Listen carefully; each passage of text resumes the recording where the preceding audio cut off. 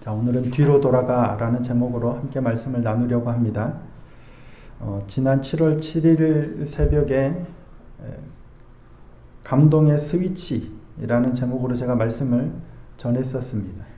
모세를 통해서 이스라엘 백성들에게 이 성막 건축에 관한 명령이 이스라엘 백성들에게 주어집니다.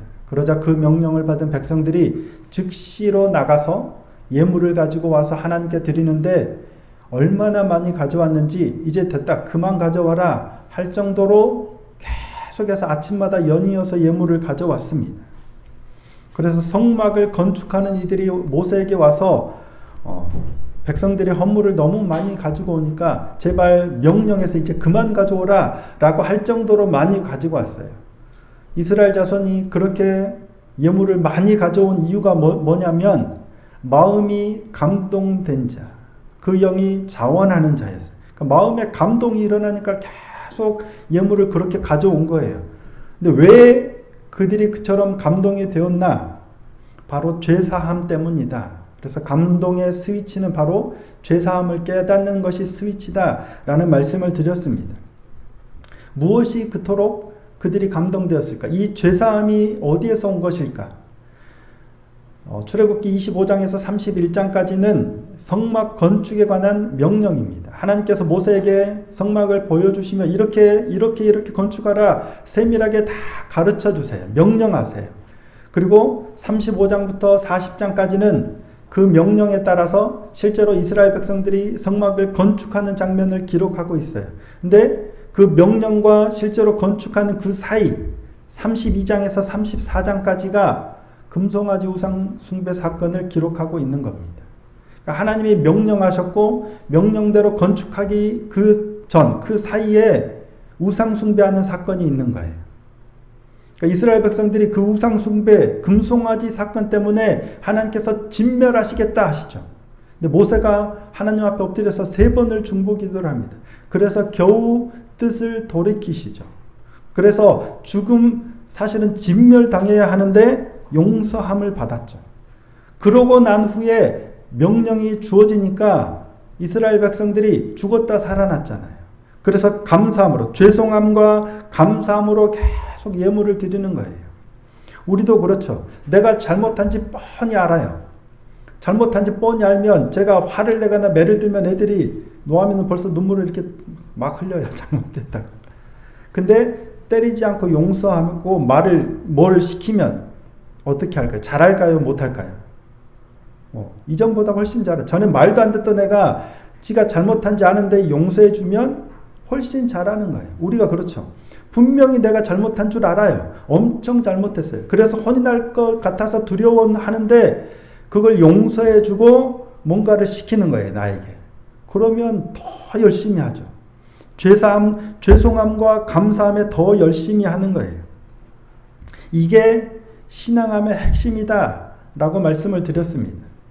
그러니까 죄를 깨달음과 용서받음, 이게 신앙함의 핵심이에요. 내가 얼마나 죄인인지를 깨닫는 것, 이게 굉장히 중요합니다. 이게 신앙의 출발점이고 신앙의 정도와 깊이를 가늠할 수 있는 측정 도구가 바로 이 죄를 깨달음, 용서함을 받았다라는 의식입니다. 오늘 본문에 나오는 바리새인과 여인을 통해서 이게 얼마나 중요한지를 함께 살펴보려고 합니다. 한 바리새인인 시몬은 예수님을 자기 집으로 식사 자리에 초대합니다. 근데 예수님을 왜 초대했나 보니까 예수님께서 이미 많은 이적들을 행하셨기 때문입니다. 심지어는 죽은 자도 살리세요. 나인성이라고 하는 그 성의 한 과부의 아들이 죽은 것을 알고 예수님께서 그를 살려주시죠. 근데 이 사실을 이 바리새인도 들어서 익히 잘 압니다. 자, 누가복음 7장 17절입니다. 예수께 대한 이 소문이 온 유대와 사방에 두루 퍼지니라. 그러니까 이 시몬도 예수께서 그 나인성 과부의 아들을 살리셨다는 소식을 들은 거예요. 그래서 예수님을 자기 집에 초대했어요. 근데 예수님께서 그 바리새인 집에 들어가서 앉으셨을 때 그 동네에 한 죄를 지은 한 여자가 있는데 이 여자가 예수님께 향유옥합을 가지고 와서 뒤로 와서 발 곁에 서서 울면서 눈물로 그 발을 그 발을 적시고 자기 머리털로 닦고 그리고 나서 향유를 그 발에 부었다라고 오늘 본문이 기록합니다. 자, 오늘 본문 38절입니다. 함께 한번 읽어보시겠습니다. 시작. 예수의 뒤로 그 발 곁에 서서 울며 눈물로 그 발을 적시고 자기 머리털로 닦고 그 발에 입을 입맞추고 향유를 부으니. 여자가 예수님 뒤로 온 거예요. 앞으로 와서 발 앞에 엎드린 게 아니라 뒤로 와서 발 곁에 서서 울면서 발 앞에 엎드려서 이제 적시고 머리털로 닦고 향유를 부은 거예요. 왜 뒤로 왔을까요? 감히 예수님 앞에 오지도 못하는 거예요. 정면으로 못 오는 거예요. 왜? 본인이 죄인이니까요. 어제도 잠깐 우리가 그런 얘기들을 했지만 담임 목사님 옆에는 괜히 잘 못 가요. 잘못한 게 있어요, 없어요? 없어도 잘 못 가요. 그럼 식사하면 꼭 부교육자가 같이 앉아야 돼요. 왜? 권사님이든 장로님이든 가까이 와서 앉으시면 얼마나 좋아요. 저쪽 구석. 죄가 없어도 그런데 하물며 이 여인은 죄인이에요. 심지어는 그 동네에 죄를 지은 한 여자가 있어 라고 성경이 기록합니다. 그 동네에 죄를 지은 한 여자가 있어. 그 동네에 죄 지은 사람이 이 사람 한 명밖에 없을까요? 아니겠죠. 많아요. 근데 성경이 이렇게 기록한 이유가 뭐예요? 이 여자의 죄가 공공연하게 드러나서 누구나 다 저 여자는 죄인이라는 사실을, 어떤 죄를 지었다는 사실을 다 아는 여자란 얘기예요. 죄인이 이 여자만 있는 게 아니라 이 여자는 누구나 다 아는 그 죄를 지은 여자라는 거예요. 그러니까 바리새인 시몬도 그렇게 생각하죠. 바리새인 시몬의 생각에 그 여자가 어떤 죄를 지었는지 누구나 다 안다는 사실이 그대로 드러납니다. 39절입니다. 예수를 청한 바리새인이 그것을 보고 마음에 이르되 이 사람이 만일 선지자라면 자기를 만지는 이 여자가 누구며 어떠한 자 곧 죄인인 줄을 알았으리라 하거늘. 이 바리새인도 알고 동네 사람들은 이 여자가 어떤 죄인이라는 사실을 다 알아요. 만일 예수께서 선지자라면 이 여자가 죄인이라는 사실을 알 텐데, 그러면 죄인이 저렇게 하면 만지지 말라고 거부하거나 이렇게 해야 되는데 가만히 내버려 두네 라고 의문을 품은 거예요. 이에 예수님께서는 바리새인에게 이렇게 물으십니다. 자, 오늘 보면 41절 42절입니다. 함께 한번 읽어보겠습니다. 자, 시작. 이르시되 빚 주는 사람에게 빚진 자가 둘이 있어 하나는 500데나리온을 졌고 하나는 50데나리온을 졌는데 갚을 것이 없으므로 둘 다 탕감하여 주었으니 둘 중에 누가 그를 더 사랑하겠느냐. 마루마, 누가 더 그를 사랑할까?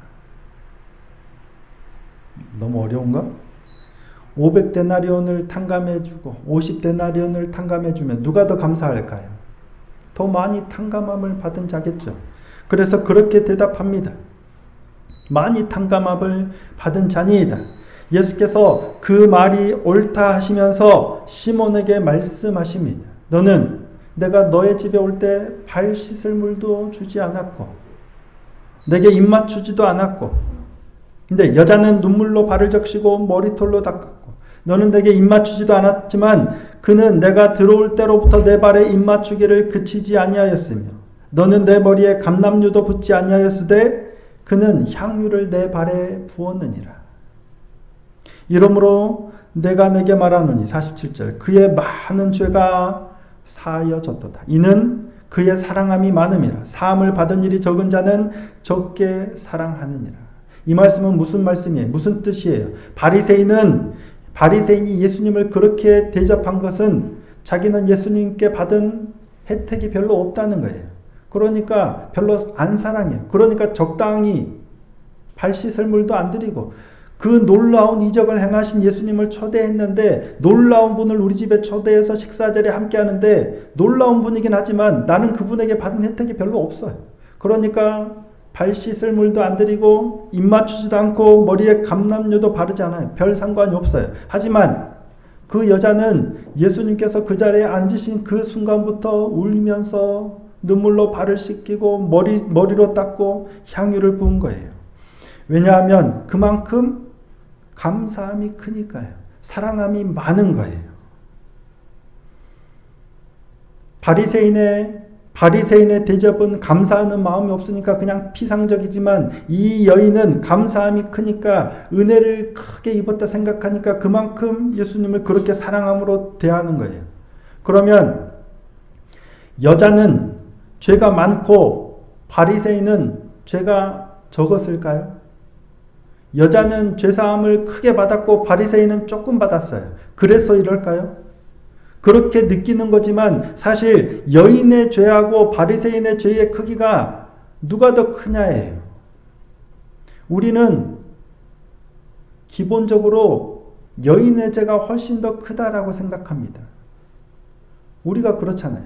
저 여인, 그 동네에 죄를 지은 한 여인, 저 여자는 죄인이야 라고 생각하니까 저 여자는 죄인이니까 사함을 크게 받았다 치지만 우리는 별로 죄를 지은 게 없어. 그러니까 은혜가 적다라고 생각해요. 사실 죄의 크기가 여인이 더 클까요? 바리새인이 더 클까요? 동일합니다. 근데 우리는 저 여자가 더 죄가 많다, 나는 죄가 더 적다라고 생각을 해요. 스스로의 인식의 차이 때문입니다. 실제로 죄가 누가 더 크고 누가 더 많고 적고가 아니고요. 인식의 차이입니다. 예수님께서 바리새인과 세리의 기도를 비유로 말씀하시죠. 누가복음 18장 9절입니다. 또 자기를 의롭다고 믿고 다른 사람을 멸시하는 자들에게 이 비유로 말씀하시되, 자기를 의롭다고 믿고 다른 사람을 멸시하는 사람에 대한 비유입니다. 그러면서 자기는 죄인이 아니다. 나는 죄인이 아니다. 나는 다른 사람들 곧 토색, 불의, 간음을 하는 자들과 같지 않고 이 세리와도 같지 않음을 감사하나이다. 이게 바리새인의 기도의 내용입니다. 나는 1회에 2번씩 금식하고 또 소득의 11조도 드립니다. 나는 열심히 신앙생활 잘하죠. 나는 저 죄인들과 같지 않음을 감사합니다. 자신 있게 감사 기도를 드리는 반면 세리는 어떻게 기도합니까? 자, 누가복음 18장 13절입니다.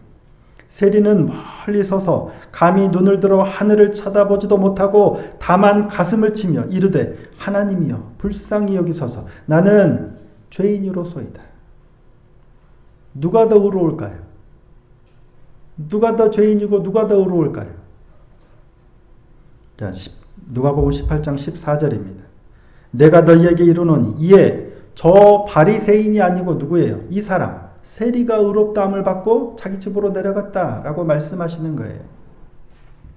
실제로 우리의 믿음은 우리가 얼마나 의로운 행위를 많이 하느냐가 아니고요, 나 자신을 어떻게 보느냐에 달려 있습니다.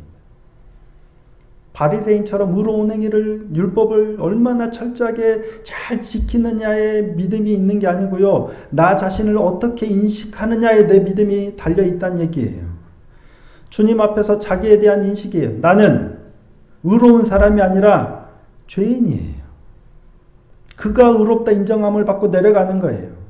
율법 잘 철저하게 지켜서 의롭다, 나는 주일도 잘 지키고 헌금도 잘하고 꼬박꼬박 헌신하고 잘했다가 아니고요, 그저 나는 죄인일 뿐입니다 라고 인식하고 고백하는 자가 의롭다 함을 얻는다는 얘기예요. 예수님께서 베드로에게 말씀하시죠. 깊은 데로 가서 그물을 내려 고기를 잡으라. 베드로가 뭐라고 대답합니까? 우리가 밤이 새도록 수고하였으되 잡은 것이 없지만 말씀에 의지하여 내가 그물을 내리리이다. 그렇게 하니 고기를 잡은 것이 심이 많아 그물이 찢어지는지라. 예수님의 말씀에 따라서 이처럼 놀라운 일을 경험한 베드로의 반응이 뭐예요? 주여, 나를 떠나소서. 나는 죄인입니다. 자, 누가복음 5장 8절입니다. 함께 한번 읽어보겠습니다. 시작. 시몬 베드로가 이를 보고 예수의 무릎 아래에 엎드려 이르되, 주여, 나를 떠나소서. 나는 죄인이로소이다. 주님을 만난 사람, 주님을 직면한 사람, 주님을 바르게 대면한 사람의 공통적인 반응이 이겁니다. 주여, 나는 죄인입니다. 멀리 서서 하늘을 쳐다보지도 못하고 가슴을 치면서 나를 불쌍히 여기소서. 나는 죄인입니다. 주님 앞에 나와서 엎드리지도 못하고 뒤에 가서 발 옆에 서서 엎드려서 눈물로 닦는 거예요. 마주 대하지도 못하는 거예요. 죄를 깨닫는 것. 내가 얼마나 죄인인지, 더러운 죄인인지를 깊이 인식하고 그 죄를 구속하신 주님 앞에 엎드리는 것, 이게 은혜요, 이게 믿음이란 얘기예요. 이것이 예수님을 바르게 만난 사람들의 공통점입니다. 왜? 예수님이 이것 때문에 오셨기 때문입니다. 예수님이 세례 요한이 잡히신 후에 첫 선포가 뭐였어요? 회개하라. 천국이 가까이 왔느니라. 회개하라. 뭐예요? 너 죄인이야. 죄에서 돌이켜. 우리의 죄를 지적하시는 거예요.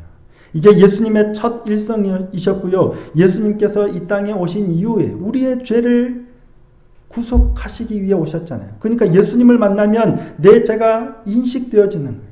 그 예수님 앞에 서면 내가 죄인이라는 사실이 깨달아지는, 이게 바르게 반응하는 거예요. 근데 나 목사로서 나 성경 얼마 읽었고 기도 얼마 했고 내가 헌금 얼마 하고 내가 얼마나 봉사했고 나 좀 괜찮죠 하면 예수님을 모르는 거예요. 바리새인 시몬이 예수님 발 씻을 물도 드리지 않고 입 맞추지도 않고 감람유도 붓지 않고, 이유가 뭐예요? 자신의 죄를 인식하지 못했기 때문입니다. 세리와 달리 바리새인이 그렇게 기도한 이유가 뭐예요?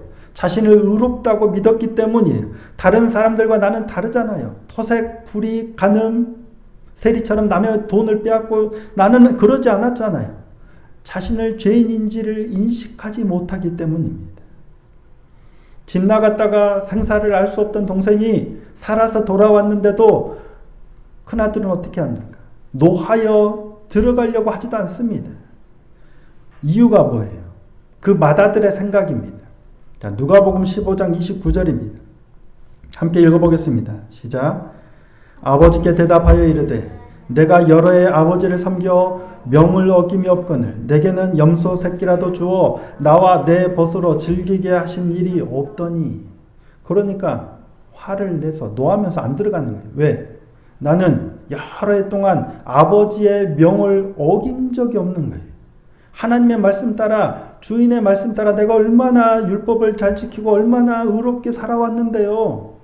자기가 죄인이라는 사실을 인식하지 못하고 자신을 의인으로 인식하니까 다른 사람을 품을 수가 없는 거예요. 아버지를 모르는 거예요. 그거는 자기를 모르는 거예요. 예수님을 모르는 거예요. 그게 자기를 모르는 거예요. 하나님을 알고 예수님을 알고 말씀을 알면 아무리 의롭게 살아도 우리는 주님 앞에 죄인일 뿐이에요. 하나님을 모를 때 예수님을 믿는다고 하지만 우리 안에 나타나는 가장 그릇된 반응이 이거예요. 나는 괜찮죠. 나는 의인이죠. 주여 나는 아니지. 어디서 많이 듣던 얘기죠. 자기가 예수님 팔려고 지금 마음 계획 다 해놓고 돈까지 받아놓고도 주여 나는 아니죠. 은혜가 없는 사람의 특징이에요. 우리가 은혜가 없을 때는 내 죄를 깨닫지 못해요. 온통 죄악을 저지르고 못된 짓 하면서도 주여 교회가 이렇게 성장했는데 어떻습니까? 이러고 있는 거예요. 나의 연약함을 깨닫는 것 나쁜 게 아니에요. 오히려 이게 은혜입니다. 하나님 앞에 내가 죄인이네. 또 실수했네. 또 죄를 지었네. 또 연약하네. 하나님 이토록 또 은혜 주셨는데 나는 왜 이 모양? 이게 은혜예요. 우리가 볼 때는 그게 또 죄를 지었네. 또 죄를 지었네. 또 말씀을 따르지 못했네 하면 내가 찌질한 것 같고 내가 부족한 것 같지만 이게 은혜란 말이에요. 열심히 앞을 향해 달려갑니다. 말씀을 따라서 열심히 경주해서 달려가요. 근데 예수님께서 갑자기 오셔서 뭐라고 해요? 뒤로 돌아가 하면 어떻게 돼요? 순서가 완전히 거꾸로 되죠. 앞에 열심히 달려가는 사람은 뭐라고 생각할까요? 열심히 명령을 따라서 달려가고 있으니까 내가 곧 목표를 도달하면 하나님께서 내게 상 주실 거야. 기쁨으로 열심히 달려가는데 뒤에 처진 사람은 주님이 달려가라 했는데도 제대로 가지도 못하고 말씀과 기도하라 했는데 제대로 하지도 못해. 바쁘다고 핑계하면서 예배도 잘 빠져. 아이고, 감히 하늘을 쳐다보지도 못하고 막 그렇게 죄인입니다 하고 있는데 어느 순간 갑자기 주님이 뒤로 돌아가 하면 죄인인 사람은 뒤로 돌아가가 복음이에요. 얼마나 감사해요. 뒤로 도니까 내가 1등이 되는 거예요. 그러니까 감사해서 자원하여 감동돼서 다 드리는 거예요. 눈물로 발을 씻기고 닦고 자동이 돼요. 근데 앞서가던 사람은 어떻게 돼요? 열심히 달려간 사람, 뒤로 돌아가 라는 명령을 들을 때 어떻게 해요? 뭐야? 내가 이때까지 열심히 달려왔는데 이 뭐야? 은혜가 아니라 도리어 불만이 생기겠죠.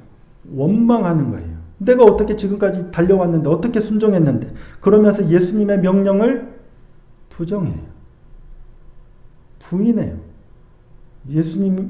예수가 우리의 구주가 아니라 예수님의 명령을 부정하고 부인하는 거예요. 그 대표적인 모습이 바리새인들과 서기관들과 종교 지도자들이잖아요. 분명히 하나님의 아들인 것 같은데 자기들은 열심히 앞으로 달려갔는데 갑자기 뒤로 돌아가 하니까 그러기 못하겠는 거예요. 그러니까 예수님을 부인하고 오히려 십자가에 못 박아 죽여버리는 겁니다. 저와 여러분은 어떻습니까? 열심히 달려간다면 그도 감사하겠지만 더 중요한 건 앞에 가든 뒤에 가든 죄를 깨달음이 은혜인 줄 믿습니다. 그래서 매일 말씀 앞에 서야 하는 겁니다. 말씀 앞에 섰을 때 뭐예요? 하나님이 나의 죄를 지적하시는 것. 이게 가장 중요한 것 같습니다. 그 말씀 앞에서 내가 얼마나 죄인인지를 깨닫고 그 깨달은 만큼 더 감사하며 주님 앞에 엎드리는 거예요. 그게 내가 그러려고 그러는 게 아니고요. 죄가 깨달아지면 이 여인처럼 그렇게 그냥 되어지는 거잖아요. 여인이 이게 아니고요. 감동되어지는 거예요. 그 영이 자원하게 되는 거예요. 다 수동입니다. 내가 마음에 감동해서 예물을 넘치도록 드리는 게 아니고요. 감동되는 거예요. 하나님의 은혜가 내게 임하면 내 죄가 깨달아지면 그게 감동이 되니까 예물을 드리는 거예요. 죄가 깨달아지는 은혜가 있기를 소망합니다. 그 은혜가 날마다 말씀 앞에서 우리에게 주어지기를 소망합니다. 그래서 주님께서 뒤로 돌아가 라고 명령하실 때 그 명령이 원망이나 불평이 아니고요. 은혜와 감사가 되는 놀라운 축복의 사람이 되기를 소망합니다. 매일 주님의 십자가 앞에서 나의 죄를 대속하신 주님의 그 은혜에 감격하여 감사함으로 오늘도 은혜 가운데 무엇 하나 내게 가장 소중한 것을 아낌없이 드릴 수 있는 그러한 은혜의 사람이 되기를 소망합니다. 드려라가 아니라 감동이 되어져서 은혜로 드릴 수 있는 복된 믿음의 삶이 되기를 소망합니다. 오늘도 말씀 앞에서 내가 얼마나 죄인인지, 그러한 죄인을 어떻게 하나님께서 사랑하셨는지 깨닫게 되므로 더욱더 감사함으로 날마다 찬양하며 나가는 복된 믿음의 삶이 될 수 있기를 예수님의 이름으로 축복합니다.